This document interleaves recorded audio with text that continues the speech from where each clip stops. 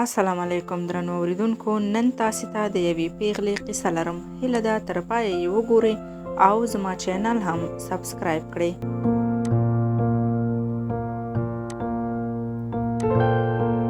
دا جنۍ وایي زه یوه دینداره او د اسلامي اخلاقو پابنده پیغله وم. کلونه تیر شول خو زما خوازګارۍ ته څوک رانغلل. ما نه کم عمره پیغلې واده شوې، د ماشومانو میندې شوې. عمر مې 40 کالو ته ورسید. یوه ورځ یو څوک ما سره کوژدې کولو ته حاضر شو. ډیره خوشحاله شوم. کوژده مې وشوه. 2 ورځې وروسته د هلک مور راغله. زما له لیدو نه وروسته یې وویل چې ستا عمر خو 40 کاله ښکاري. ما ورته وویل 40 کلنه یم. هغې وویل چې دا عمر د ماشومانو زیږولو نه دی او زه د لمسیانو د لیدو تږې یم. بوډۍ خپل زوی سره زما نکاح فسخه کړه. 6 میاشتې مې غمجنې شېبې تېرې کړلې. زما د غم کولو دپاره پلار مې عمرې ته واستولم. عمرې ته لاړم، حرم شریف کې ناسته وم.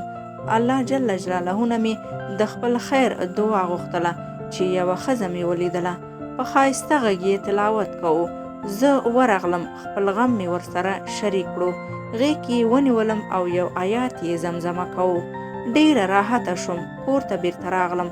ناڅاپه مې یوه دینداره کورنۍ خوازګارۍ ته حاضر شول. په خوشحالۍ مې ومنله او واده مو وکړل. خاوند مې دینداره و.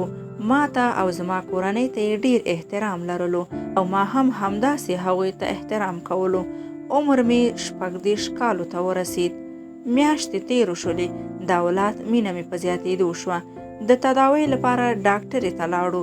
له معایناتو وروسته ډاکټرې وویل مبارک، تداوۍ ته اړتیا نشته، ته حامله یې.